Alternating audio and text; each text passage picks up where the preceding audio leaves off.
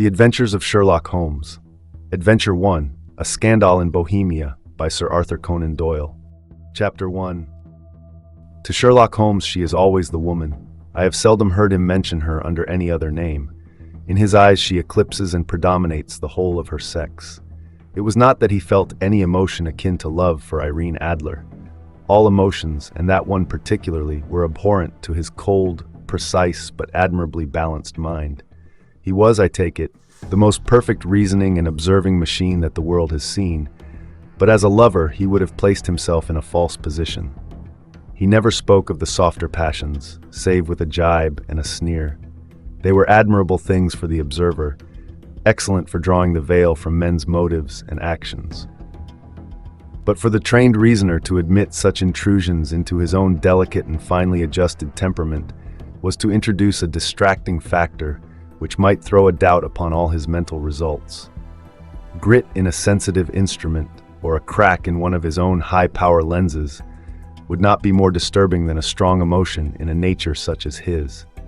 And yet there was but one woman to him, and that woman was the late Irene Adler, of dubious and questionable memory. I had seen little of Holmes lately. My marriage had drifted us away from each other.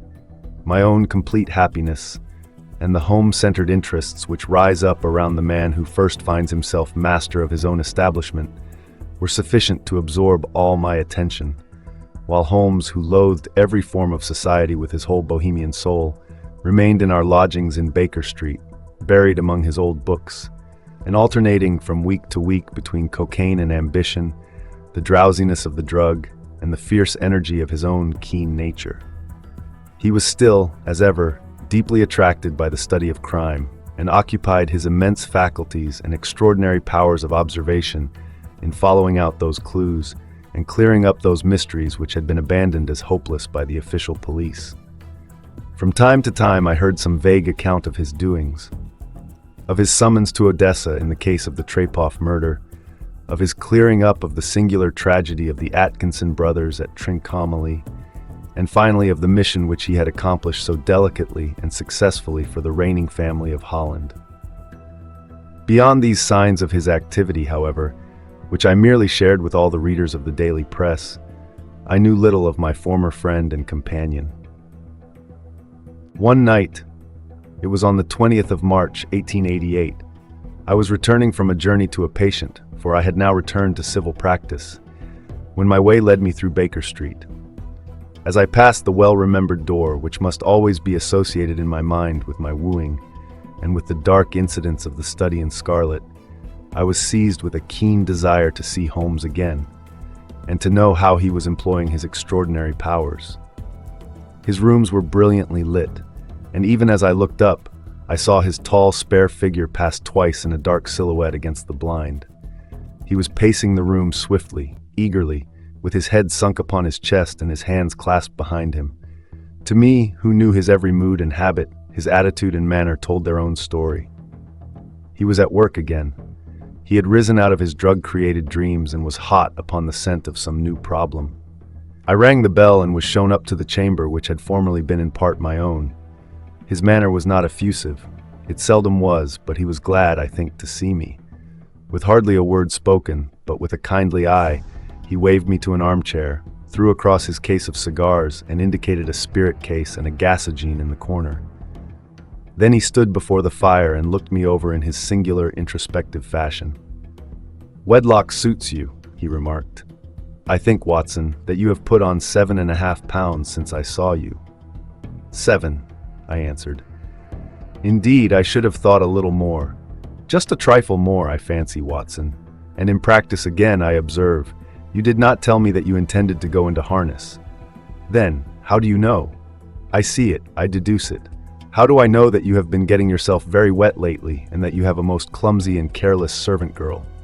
"My dear Holmes," said I, "this is too much. You would certainly have been burned had you lived a few centuries ago.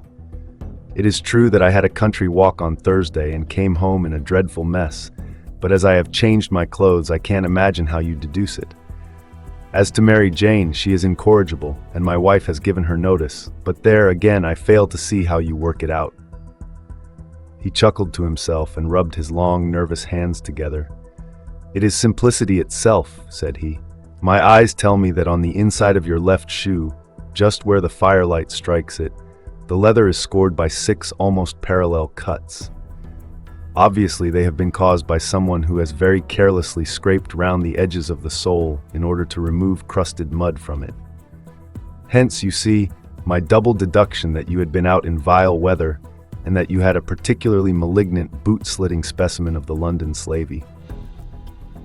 As to your practice, if a gentleman walks into my room smelling of iodoform, with a black mark of nitrate of silver upon his right forefinger, and a bulge on the right side of his top hat to show where he has secreted his stethoscope, I must be dull indeed if I do not pronounce him to be an active member of the medical profession." I could not help laughing at the ease with which he explained his process of deduction. "When I hear you give your reasons," I remarked, "the thing always appears to me to be so ridiculously simple that I could easily do it myself, though at each successive instance of your reasoning I am baffled until you explain your process. And yet I believe that my eyes are as good as yours." "Quite so," he answered, lighting a cigarette and throwing himself down into an armchair. "You see, but you do not observe. The distinction is clear. For example, you have frequently seen the steps which lead up from the hall to this room." "Frequently? How often?" "Well, some hundreds of times." "Then how many are there?" "How many? I don't know." "Quite so, you have not observed, and yet you have seen. That is just my point. Now I know that there are 17 steps because I have both seen and observed. By the way, since you are interested in these little problems, and since you are good enough to chronicle 1 or 2 of my trifling experiences, you may be interested in this." He threw over a sheet of thick, pink-tinted notepaper which had been lying open upon the table. "It came by the last post," said he. "Read it aloud." The note was undated and without either signature or address. "There will call upon you tonight at 7:45, it said, "a gentleman who desires to consult you upon a matter of the very deepest moment. Your recent services to one of the royal houses of Europe have shown that you are one who may safely be trusted with matters which are of an importance which can hardly be exaggerated. This account of you we have from all quarters received. Be in your chamber then at that hour, and do not take it amiss if your visitor wear a mask." "This is indeed a mystery," I remarked. "What do you imagine that it means?" "I have no data yet. It is a capital mistake to theorize before one has data. Insensibly, one begins to twist facts to suit theories, instead of theories to suit facts. But the note itself, what do you deduce from it?" I carefully examined the writing and the paper upon which it was written. "The man who wrote it was presumably well-to-do," I remarked, endeavoring to imitate my companion's processes. "Such paper could not be bought under half a crown a packet. It is peculiarly strong and stiff." "Peculiar, that is the very word," said Holmes. "It is not an English paper at all. Hold it up to the light." I did so, and saw a large E with a small g, a P, and a large G with a small t woven into the texture of the paper. "What do you make of that?" asked Holmes. "The name of the maker, no doubt, or his monogram, rather." "Not at all. The G with the small t stands for Gesellschaft, which is the German for company. It is a customary contraction like our Co. P, of course, stands for Papier. Now for the Ig. Let us glance at our Continental Gazetteer." He took down a heavy brown volume from his shelves. "Eglo, Eglonitz. Here we are, Egria. It is in a German-speaking country, in Bohemia, not far from Carlsbad, remarkable as being the scene of the death of Wallenstein and for its numerous glass factories and paper mills." "Ha ha, my boy, what do you make of that?" His eyes sparkled, and he sent up a great blue triumphant cloud from his cigarette. "The paper was made in Bohemia," I said. "Precisely, and the man who wrote the note is a German. Do you note the peculiar construction of the sentence? This account of you we have from all quarters received. A Frenchman or Russian could not have written that. It is the German who is so uncourteous to his verbs. It only remains, therefore, to discover what is wanted by this German who writes upon Bohemian paper and prefers wearing a mask to showing his face. And here he comes, if I'm not mistaken, to resolve all our doubts." As he spoke, there was the sharp sound of horses' hoofs and grating wheels against the curb, followed by a sharp pull at the bell. Holmes whistled. "A pair by the sound," said he. Yes, he continued, glancing out of the window. A nice little brougham and a pair of beauties. 150 guineas apiece. There's money in this case, Watson, if there is nothing else. I think that I had better go, Holmes. Not a bit, Doctor. Stay where you are. I am lost without my Boswell, and this promises to be interesting. It would be a pity to miss it. But your client, never mind him. I may want your help, and so may he. Here he comes. Sit down in that armchair, Doctor, and give us your best attention. A slow and heavy step which had been heard upon the stairs and in the passage paused immediately outside the door. Then there was a loud and authoritative tap. "Come in," said Holmes. A man entered who could hardly have been less than 6 feet 6 inches in height, with the chest and limbs of a Hercules. His dress was rich with a richness which would, in England, be looked upon as akin to bad taste. Heavy bands of astrakhan were slashed across the sleeves and fronts of his double-breasted coat, while the deep blue cloak, which was thrown over his shoulders, was lined with flame-colored silk and secured at the neck with a brooch, which consisted of a single flaming beryl. Boots which extended halfway up his calves, and which were trimmed at the tops with rich brown fur, completed the impression of barbaric opulence which was suggested by his whole appearance. He carried a broad-brimmed hat in his hand, while he wore across the upper part of his face, extending down past the cheekbones, a black visored mask, which he had apparently adjusted that very moment, for his hand was still raised to it as he entered. From the lower part of the face he appeared to be a man of strong character, with a thick, hanging lip and a long, straight chin, suggestive of resolution pushed to the length of obstinacy. "You had my note?" he asked with a deep, harsh voice and a strongly marked German accent. "I told you that I would call." He looked from one to the other of us, as if uncertain which to address. "Pray take a seat," said Holmes. "This is my friend and colleague, Dr. Watson, who is occasionally good enough to help me in my cases. Whom have I the honor to address?" "You may address me as the Count von Kram, a Bohemian nobleman. I understand that this gentleman, your friend, is a man of honor and discretion, whom I may trust with a matter of the most extreme importance. If not, I should much prefer to communicate with you alone." I rose to go, but Holmes caught me by the wrist and pushed me back into my chair. "It is both or none," said he. "You may say before this gentleman anything which you may say to me." The Count shrugged his broad shoulders. "Then I must begin," said he, "by binding you both to absolute secrecy for 2 years. At the end of that time the matter will be of no importance. At present it is not too much to say that it is of such weight it may have an influence upon European history." "I promise," said Holmes. "And I." "You will excuse this mask," continued our strange visitor. "The august person who employs me wishes his agent to be unknown to you, and I may confess at once that the title by which I have just called myself is not exactly my own." "I was aware of it," said Holmes dryly. "The circumstances are of great delicacy, and every precaution has to be taken to quench what might grow to be an immense scandal and seriously compromise one of the reigning families of Europe. To speak plainly, the matter implicates the great House of Ormstein, hereditary kings of Bohemia." "I was also aware of that," murmured Holmes, settling himself down in his armchair and closing his eyes. Our visitor glanced with some apparent surprise at the languid, lounging figure of the man who had been no doubt depicted to him as the most incisive reasoner and most energetic agent in Europe. Holmes slowly reopened his eyes and looked impatiently at his gigantic client. "If your Majesty would condescend to state your case," he remarked, "I should be better able to advise you." The man sprang from his chair and paced up and down the room in uncontrollable agitation. Then, with a gesture of desperation, he tore the mask from his face and hurled it upon the ground. "You are right," he cried. "I am the king. Why should I attempt to conceal it?" "Why, indeed?" murmured Holmes. "Your Majesty had not spoken before I was aware that I was addressing Wilhelm Gottsreich Sigismund von Ormstein, Grand Duke of Cassel-Felstein and hereditary King of Bohemia." "But you can understand," said our strange visitor, sitting down once more and passing his hand over his high white forehead, "you can understand that I am not accustomed to doing such business in my own person. Yet the matter was so delicate that I could not confide it to an agent without putting myself in his power.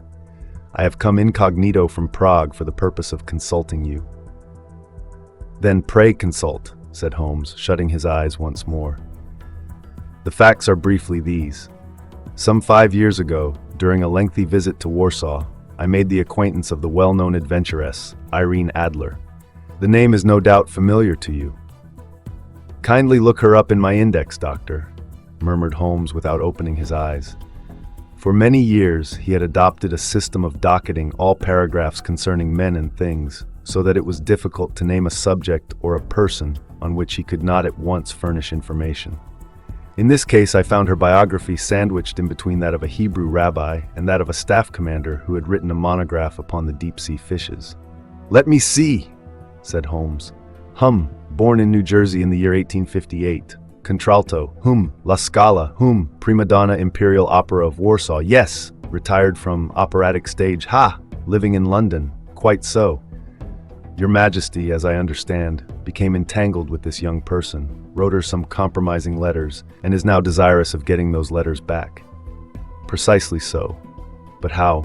Was there a secret marriage?" "None. No legal papers or certificates?" "None." "Then I fail to follow your Majesty. If this young person should produce her letters for blackmailing or other purposes, how is she to prove their authenticity?"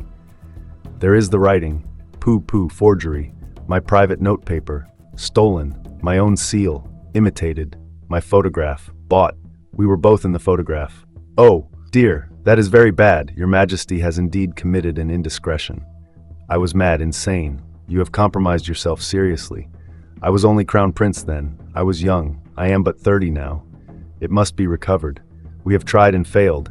Your Majesty must pay. It must be bought. She will not sell. Stolen, then. 5 attempts have been made.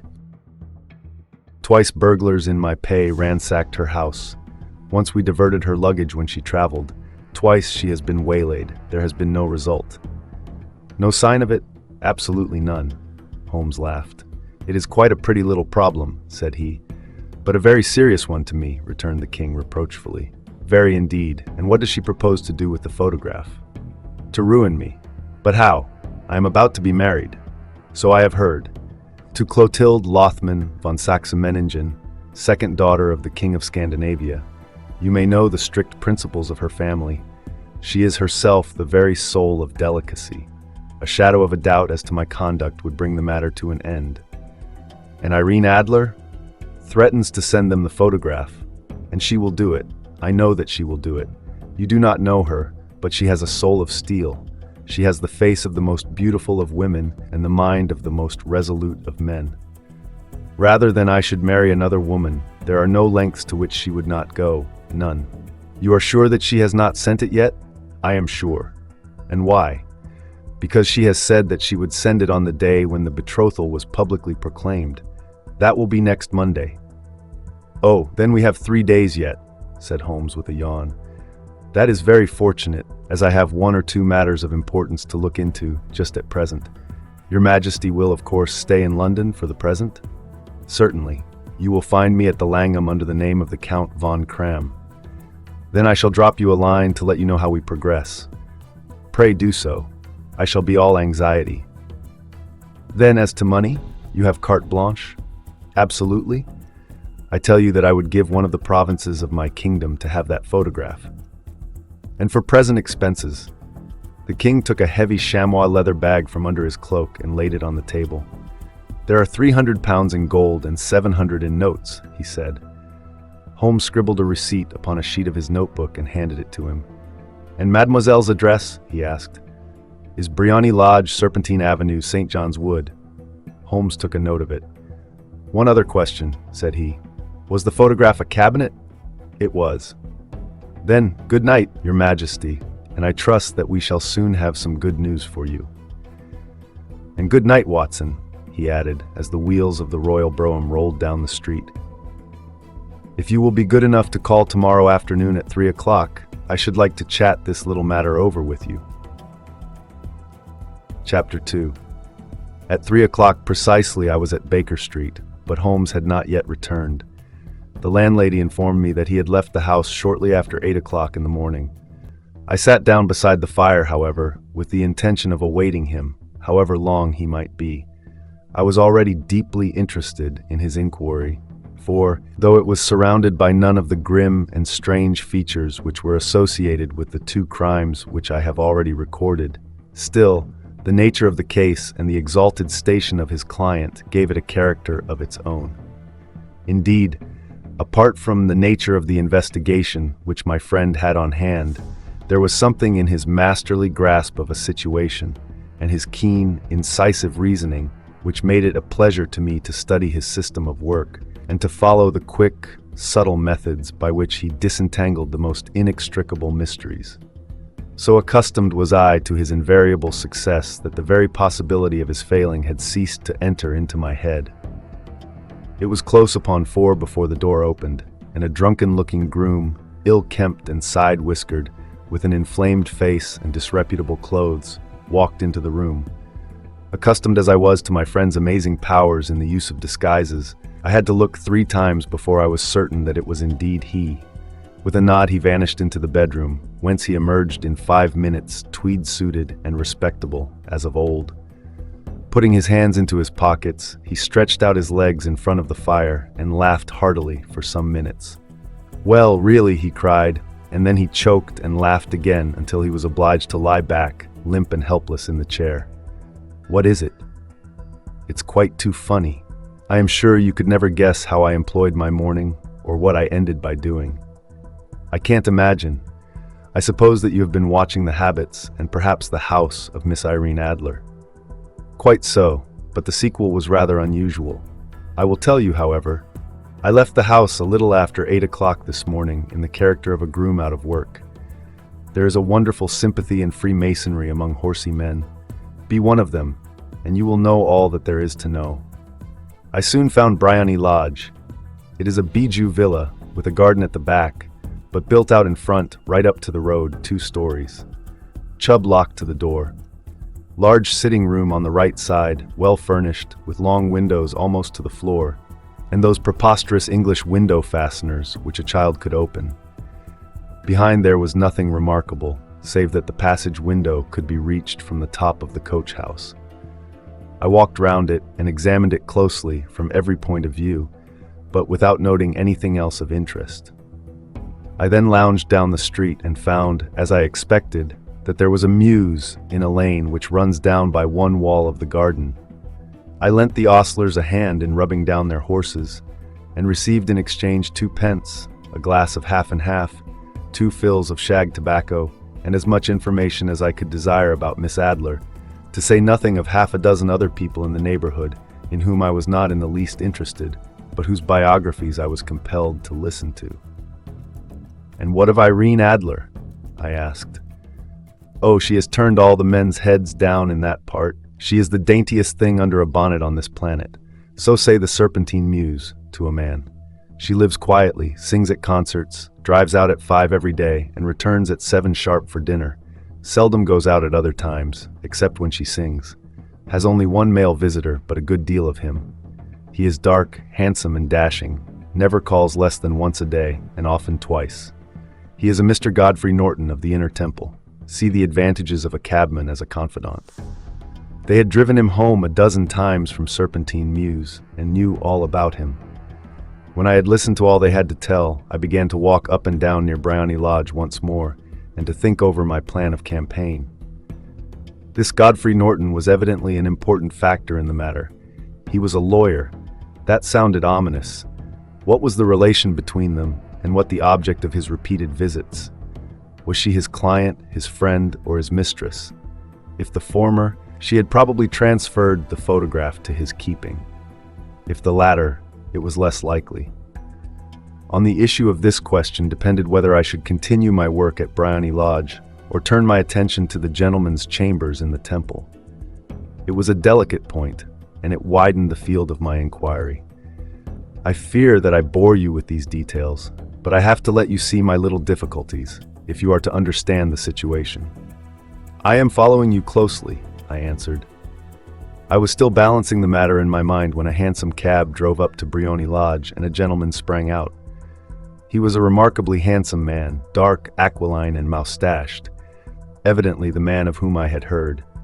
He appeared to be in a great hurry, shouted to the cabman to wait, and brushed past the maid, who opened the door with the air of a man who was thoroughly at home. He was in the house about half an hour, and I could catch glimpses of him in the windows of the sitting room, pacing up and down, talking excitedly and waving his arms. Of her, I could see nothing. Presently he emerged, looking even more flurried than before. As he stepped up to the cab, he pulled a gold watch from his pocket and looked at it earnestly. "Drive like the devil," he shouted. "First to Gross and Hankey's in Regent Street, and then to the Church of St. Monica in the Edgware Road. Half a guinea if you do it in 20 minutes. Away they went, and I was just wondering whether I should not do well to follow them when up the lane came a neat little landau, the coachman with his coat only half buttoned and his tie under his ear, while all the tags of his harness were sticking out of the buckles. It hadn't pulled up before she shot out of the hall door and into it. I only caught a glimpse of her at the moment, but she was a lovely woman with a face that a man might die for. "The Church of St. Monica, John," she cried, "and half a sovereign if you reach it in 20 minutes. This was quite too good to lose, Watson. I was just balancing whether I should run for it, or whether I should perch behind her landau when a cab came through the street. The driver looked twice at such a shabby fare, but I jumped in before he could object. "The Church of St. Monica," said I, "and half a sovereign if you reach it in 20 minutes. It was 25 minutes to 12, and of course it was clear enough what was in the wind. My cabbie drove fast. I don't think I ever drove faster, but the others were there before us. The cab and the landau with their steaming horses were in front of the door when I arrived. I paid the man and hurried into the church. There was not a soul there save the two whom I had followed and a surpliced clergyman who seemed to be expostulating with them. They were all three standing in a knot in front of the altar. I lounged up the side aisle like any other idler who has dropped into a church. Suddenly, to my surprise, the three at the altar faced round to me, and Godfrey Norton came running as hard as he could towards me. "Thank God," he cried. "You'll do! Come, come!" "What then?" I asked. "Come, man, come, only 3 minutes, or it won't be legal." I was half dragged up to the altar, and before I knew where I was, I found myself mumbling responses which were whispered in my ear, and vouching for things of which I knew nothing, and generally assisting in the secure tying up of Irene Adler, spinster, to Godfrey Norton, bachelor. It was all done in an instant, and there was the gentleman thanking me on the one side and the lady on the other, while the clergyman beamed on me in front. It was the most preposterous position in which I ever found myself in my life, and it was the thought of it that started me laughing just now. It seems that there had been some informality about their license, that the clergyman absolutely refused to marry them without a witness of some sort, and that my lucky appearance saved the bridegroom from having to sally out into the streets in search of a best man. The bride gave me a sovereign, and I mean to wear it on my watch chain in memory of the occasion. "This is a very unexpected turn of affairs," said I. "And what then?" "Well, I found my plans very seriously menaced. It looked as if the pair might take an immediate departure, and so necessitate very prompt and energetic measures on my part. At the church door, however, they separated, he driving back to the temple, and she to her own house. "I shall drive out in the park at 5 as usual," she said as she left him. I heard no more. They drove away in different directions, and I went off to make my own arrangements. "Which are?" "Some cold beef and a glass of beer," he answered, ringing the bell. "I have been too busy to think of food, and I am likely to be busier still this evening. By the way, Doctor, I shall want your cooperation." "I shall be delighted." "You don't mind breaking the law?" "Not in the least." "Nor running a chance of arrest?" "Not in a good cause." "Oh, the cause is excellent. Then I am your man. I was sure that I might rely on you. But what is it you wish? When Mrs. Turner has brought in the tray, I will make it clear to you. Now," he said as he turned hungrily on the simple fare that our landlady had provided, "I must discuss it while I eat, for I have not much time. It is nearly 5 now. In 2 hours we must be on the scene of action. Miss Irene, or Madam rather, returns from her drive at 7. We must be at Briony Lodge to meet her. And what then? You must leave that to me. I have already arranged what is to occur. There is only one point on which I must insist. You must not interfere, come what may. You understand? I am to be neutral? To do nothing whatever. There will probably be some small unpleasantness. Do not join in it. It will end in my being conveyed into the house. 4 or 5 minutes afterwards, the sitting room window will open. You are to station yourself close to that open window. Yes, you are to watch me, for I will be visible to you. Yes, and when I raise my hand, so you will throw into the room what I give you to throw, and will at the same time raise the cry of fire. You quite follow me? Entirely. It is nothing very formidable, he said, taking a long cigar-shaped roll from his pocket. It is an ordinary plumber's smoke rocket, fitted with a cap at either end to make it self-lighting. Your task is confined to that. When you raise your cry of fire, it will be taken up by quite a number of people. You may then walk to the end of the street, and I will rejoin you in 10 minutes. I hope that I have made myself clear. I am to remain neutral, to get near the window, to watch you, and at the signal to throw in this object, then to raise the cry of fire and to wait you at the corner of the street. Precisely. Then you may entirely rely on me. That is excellent. I think perhaps it is almost time that I prepare for the new role I have to play. He disappeared into his bedroom and returned in a few minutes in the character of an amiable and simple-minded nonconformist clergyman. His broad black hat, his baggy trousers, his white tie, his sympathetic smile, and general look of peering and benevolent curiosity were such as Mr. John Hare alone could have equaled. It was not merely that Holmes changed his costume. His expression, his manner, his very soul seemed to vary with every fresh part that he assumed. The stage lost a fine actor, even as science lost an acute reasoner, when he became a specialist in crime. It was 6:15 when we left Baker Street, and it still wanted 10 minutes to the hour when we found ourselves in Serpentine Avenue. It was already dusk, and the lamps were just being lighted as we paced up and down in front of Bryony Lodge, waiting for the coming of its occupant. The house was just such as I had pictured it from Sherlock Holmes's succinct description, but the locality appeared to be less private than I expected. On the contrary, for a small street in a quiet neighborhood, it was remarkably animated. There was a group of shabbily dressed men smoking and laughing in a corner, a scissors grinder with his wheel, 2 guardsmen who were flirting with a nurse girl, and several well-dressed young men who were lounging up and down with cigars in their mouths. "You see," remarked Holmes as we paced to and fro in front of the house, "this marriage rather simplifies matters. The photograph becomes a double-edged weapon now. The chances are that she would be as averse to its being seen by Mr. Godfrey Norton as our client is to its coming to the eyes of his princess."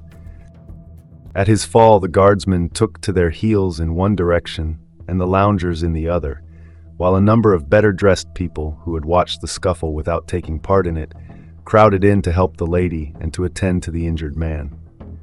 Irene Adler, as I will still call her, had hurried up the steps, but she stood at the top with her superb figure outlined against the lights of the hall, looking back into the street.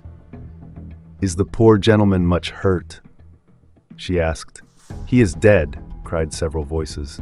No, there's life in him," shouted another. "But he'll be gone before you can get him to hospital." "He's a brave fellow," said a woman. "They would have had the lady's purse and watch if it hadn't been for him. They were a gang, and a rough one too. Ah, he's breathing now. He can't lie in the street. May we bring him in, marm?" "Surely. Bring him into the sitting room. There is a comfortable sofa. This way, please." Slowly and solemnly he was borne into Bryony Lodge and laid out in the principal room, while I still observed the proceedings from my post by the window. The lamps had been lit, but the blinds had not been drawn, so that I could see Holmes as he lay upon the couch.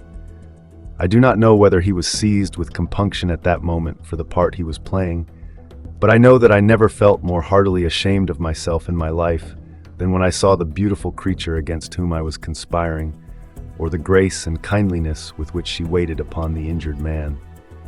And yet it would be the blackest treachery to Holmes to draw back now from the part which he had entrusted to me.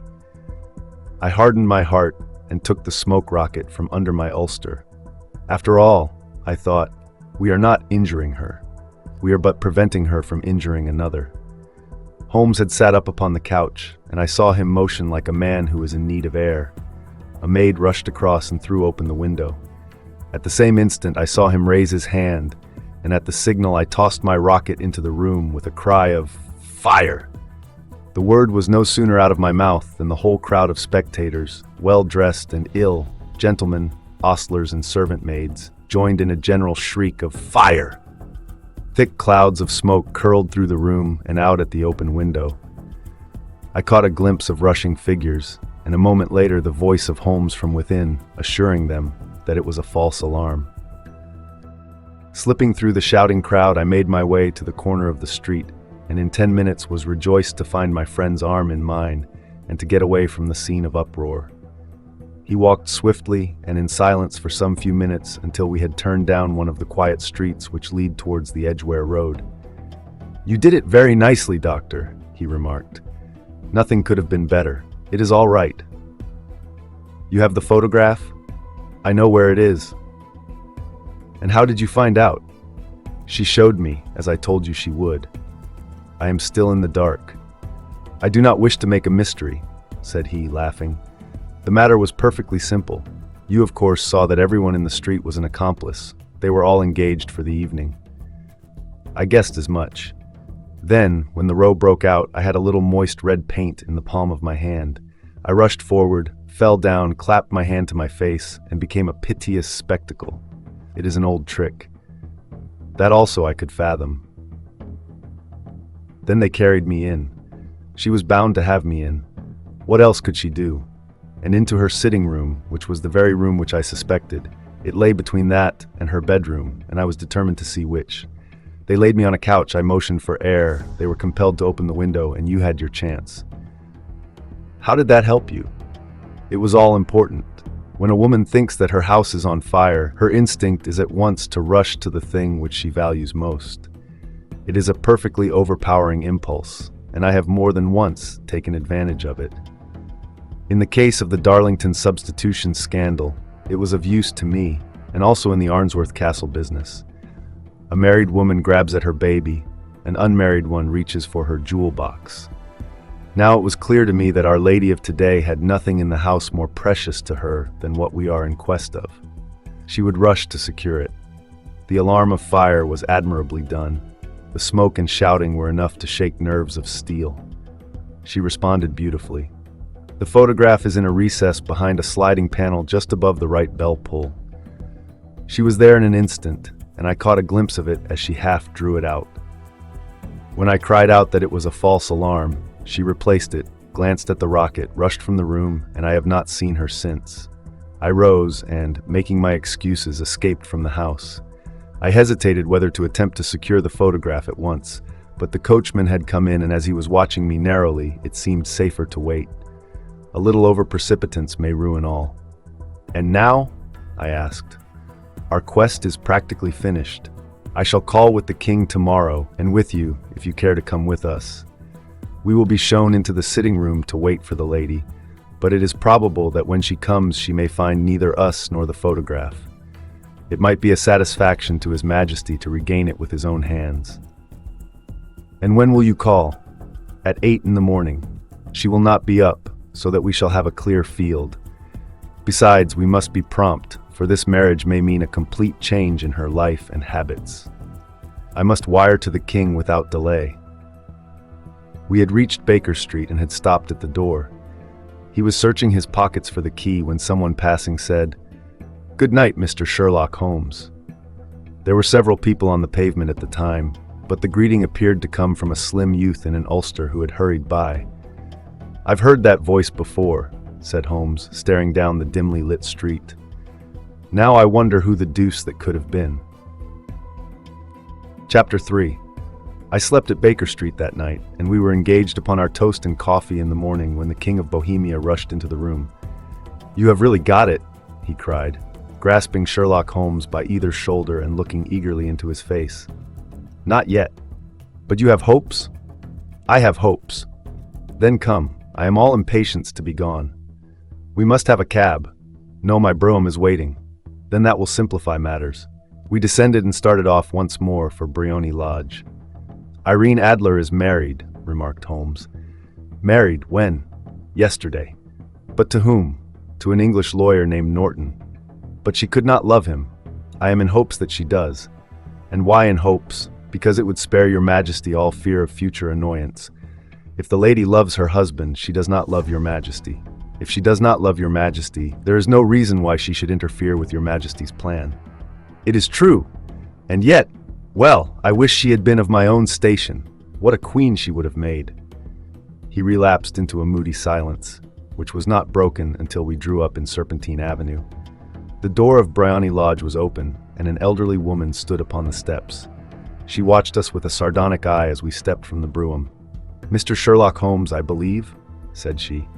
"I am Mr. Holmes," answered my companion, looking at her with a questioning and rather startled gaze.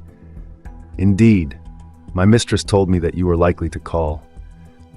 She left this morning with her husband by the 5:15 train from Charing Cross for the continent." "What?" Sherlock Holmes staggered back, white with chagrin and surprise. "Do you mean that she has left England?" "Never to return." "And the papers?" asked the king hoarsely. "All is lost." "We shall see."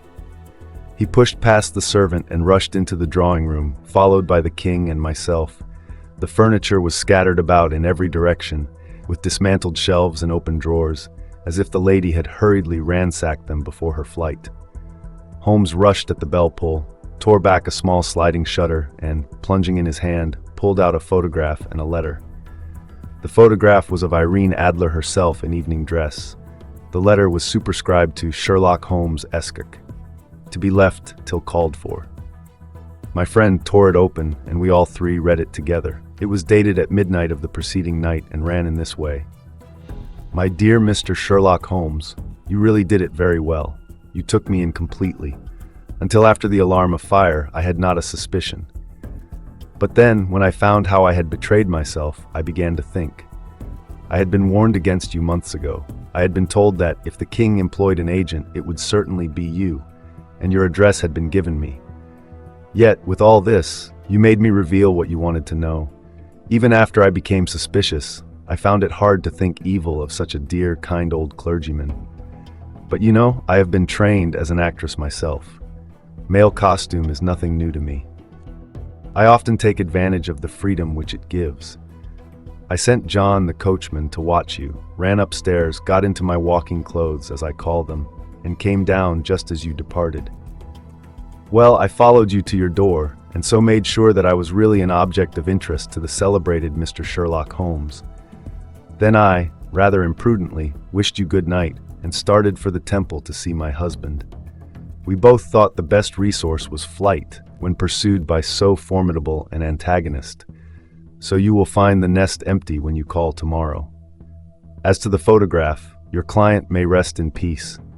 I love and am loved by a better man than he. The king may do what he will without hindrance from one whom he has cruelly wronged. I keep it only to safeguard myself and to preserve a weapon which will always secure me from any steps which he might take in the future. I leave a photograph which he might care to possess, and I remain, dear Mr. Sherlock Holmes, very truly yours, Irene Norton, née Adler." "What a woman, oh, what a woman!" cried the King of Bohemia, when we had all three read this epistle. "Did I not tell you how quick and resolute she was? Would she not have made an admirable queen? Is it not a pity that she was not on my level? From what I have seen of the lady, she seems indeed to be on a very different level to your majesty," said Holmes coldly. "I am sorry that I have not been able to bring your majesty's business to a more successful conclusion." "On the contrary, my dear sir," cried the king, "nothing could be more successful. I know that her word is inviolate. The photograph is now as safe as if it were in the fire. I am glad to hear your majesty say so. I am immensely indebted to you. Pray tell me in what way I can reward you. This ring." He slipped an emerald snake ring from his finger and held it out upon the palm of his hand. "Your majesty has something which I should value even more highly," said Holmes. "You have but to name it." "This photograph." The king stared at him in amazement. "Irene's photograph," he cried. "Certainly, if you wish it." "I thank your majesty. Then there is no more to be done in the matter. I have the honor to wish you a very good morning." He bowed and, Turning away without observing the hand which the king had stretched out to him, he set off in my company for his chambers. And that was how a great scandal threatened to affect the kingdom of Bohemia, and how the best plans of Mr. Sherlock Holmes were beaten by a woman's wit. He used to make merry over the cleverness of women, but I have not heard him do it of late. And when he speaks of Irene Adler, or when he refers to her photograph, it is always under the honorable title of the woman. The end.